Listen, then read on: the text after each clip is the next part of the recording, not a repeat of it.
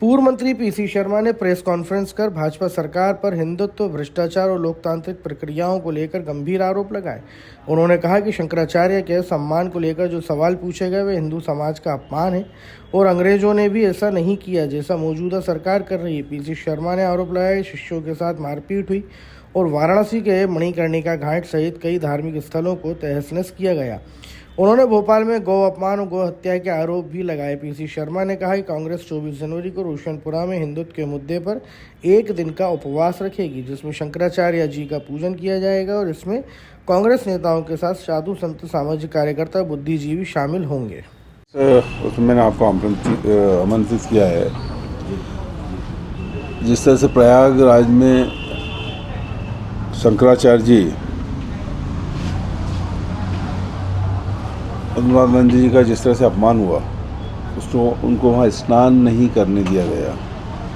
और भारतीय जनता पार्टी की उत्तर प्रदेश की सरकार ने उनसे पूछा कि आप सबूत दीजिए कि शंकराचार्य हो।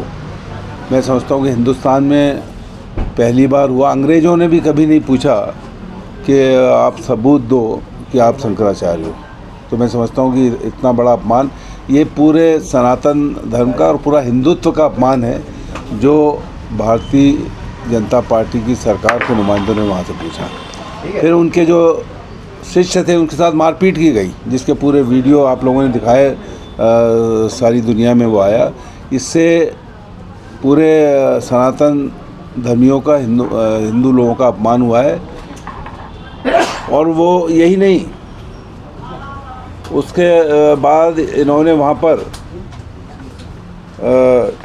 जो मणिकर्णिका घाट है, जहाँ पे अग्नि 24 घंटे प्रज्वलित होती है और कहते हैं वहाँ जब कोई दाह संस्कार होता है तो उसको मोक्ष मिलता है। तो वो मोक्ष की जगह को भी सब वहाँ पुरानी अहिल्याबाई के मूर्ति और जो स्थान थे भगवान के, उनको तोड़ दिए। मतलब वैसे तो हिंदुस्तान में अब सब नरक की स्थिति है, लेकिन वहाँ से मोक्ष ले ले तो वो भी मोक्ष नहीं मिलेगा।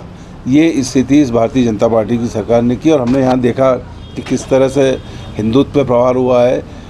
हिंदू संगठन जाके महापौर के घर पे काला पीला कर रहे हैं, उसके बाद भी कोई एक्शन नहीं हो रहा है। गाय माता की रक्षा, इन सब बातों को लेकर 24 तारीख को हम पहले जाएंगे धनेश्वर मंदिर और स्वरूपानंद जी, शंकराचार्य जी महाराज की पूजन करेंगे, देवी की पूजन करेंगे और 11 बजे वहाँ पूजन करके उपवास पे बैठ जाएंगे शाम के 5 बजे तक। इस सब जो अपमान हुआ है, जो अपमान यहाँ गौ माता का हो रहा है, वहाँ जो मणिकर्णिका के तोड़फोड़, इन सब बातों को लेकर कि क्या यही हिंदुत्व है, ये हमारा इसका वही है, वो है क्या यही हिंदुत्व है?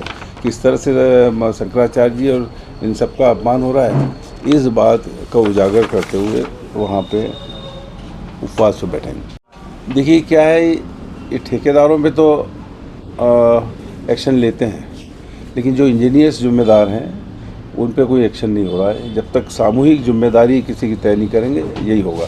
और अब तो ये आ गया है कि मुख्यमंत्री से खुद ही कह रहे हैं कि जो कलेक्टर बगैर पैसे लिए काम नहीं करता। वो कलेक्टर, ये मुख्यमंत्री जी ने मीटिंग में कहा। तो जब कलेक्टरों की ये स्थिति होगी तो बाकी की क्या स्थिति होगी? और ये सही है, सीएम हेल्पलाइन में एक कोलार तहसील में कंप्लेंट की गई कई बार।